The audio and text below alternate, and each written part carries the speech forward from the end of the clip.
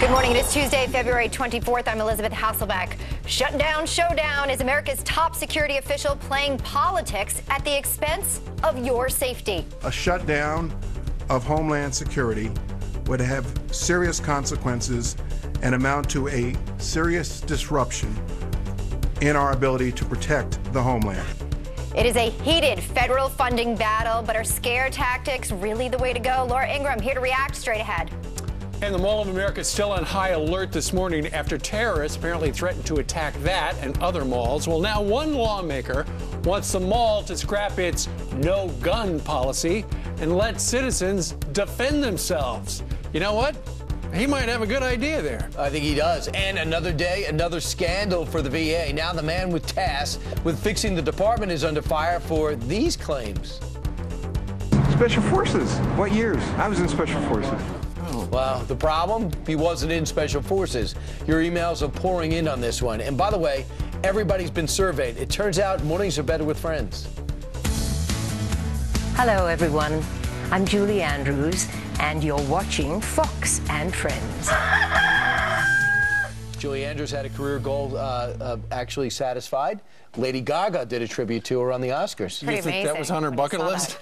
I'm just, it was incredible. according to my report. Well, this morning, the hills are alive with the sound of Laura Ingraham, who joins us right now live from our nation's That's capital. frightening. Thank you. Oh, yes. I'm still trying to get over the Lady Gaga performance. It's pretty good, actually. It was considering, good. It was. But, you know, the great Julie Andrews, that's a tall mountain to climb. You can't climb every mountain if you're trying to, in any way, emulate her. She's the best. If you wore a meat dress, that should disqualify you. Oh, yeah, Just good point. That would have been good to mix that up last night. I wonder, but wasn't it odd, though? You have to go back 50 years to have a movie that really brought everyone together. My kids watch it. I know your kids watch it. It's one of my favorite movies of all time. That was 50 years ago, and most of the movies that won the Oscars, they were kind of art house films. Not a lot of people saw them. Birdman made, I think, $37 million at the box office. So it's a different era in Hollywood filmmaking. And a lot of talent, but a lot of small films. So from your favorite movies of all time to probably one of your least favorite moves is what I'm anticipating here. We want to play some sound for you. As the clock is ticking to funding Department of Homeland Security, President Obama and Jay Johnson are warning that a shutdown could put us all at a security risk. Listen to this. Scared tactics. Unless Congress acts, 1 week from now, more than 100,000 DHS employees, Border Patrol, port inspectors, TSA agents will show up to work without getting paid. Now, they all work in your states. These are folks who, if they don't have a paycheck, are not going to be able to spend that money in your states. It will have a direct impact on your economy, and it will have a direct impact on America's national security. Overall, a shutdown of Homeland Security would have serious consequences and amount to a serious disruption in our ability to protect the homeland. It's the Chicken Little thing. You know, the sky is falling, people won't get paid, you won't be secure, and yet the intel people say there are no credible threats.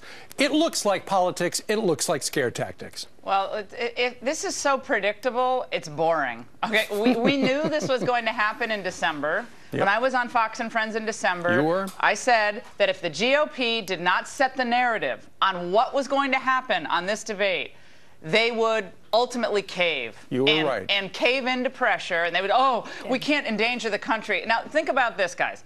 For the last 6 years, the administration has taken an on-again, off-again approach, mostly off-again, to immigration enforcement. They've pulled back the Border Patrol to within, I think, we learned yesterday on my radio show, sometimes 40 miles from the border. A lot of the agents are. We're basically doing no interior enforcement except maybe of some violent criminals.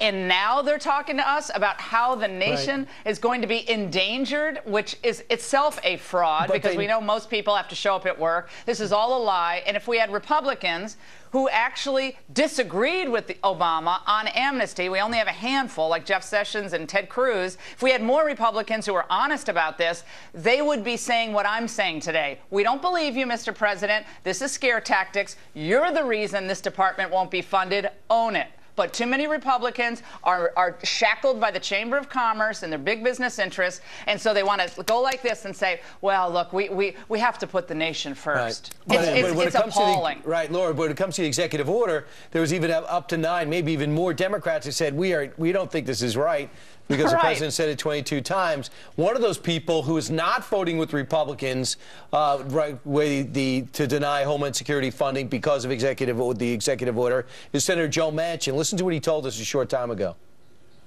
The president said many, many times, that he would never do something as far as that far on immigration, as far as what executive orders. And then he went and did the executive orders. I said to my Republican friends, give us a vote on a clean Homeland Security bill. I will support the actions as basically on a bill that would prevent the president from his executive actions. I would support and vote with him on that, but we need to have a clean vote on the Homeland Security bill. And it sounds like that's going to happen. Mitch McConnell's coming up with Plan B, because there have been a bunch of filibusters already. Now there's going to be a clean bill.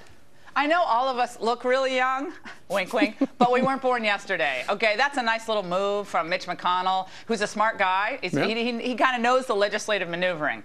But we, the people, are onto this. We knew this was going to happen months ago. They're doing exactly what we predicted. They're going to wash their hands of this and say, look, we had a vote. We couldn't defund the president's executive amnesty. We tried. They did not try if they don't give the president a bill that defunds the efforts to put forth an unconstitutional amnesty. This will not work. Manchin knows it's not going to work. McConnell knows it's not going to work. Ted Cruz, Mike Lee, Jeff Sessions, a few others like Tom Cotton, they're doing the right thing. Everyone watching Fox and Friends right now, if you disagree with what the president did, if you think it endangers our republic to have an imperial executive who acts in this manner, well, then you have to get involved on the phones, because this thing is going south really fast, and I fear for our Constitution. Yeah, well, I want to shift gears here, but also stay on the topic of danger.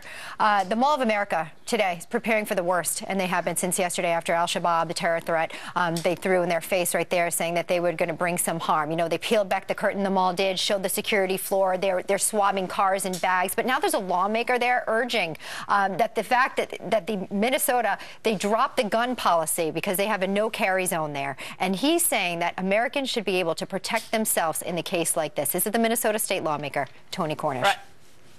The situation with the Mall of America is completely ridiculous. It's just the opposite of what they should be doing. If we're threatened with an attack of any type, the last thing you ever want to do is disarm citizens. If I were a terrorist, the first place that I would look to go to inflict harm or mass casualties would be a place where people were unarmed.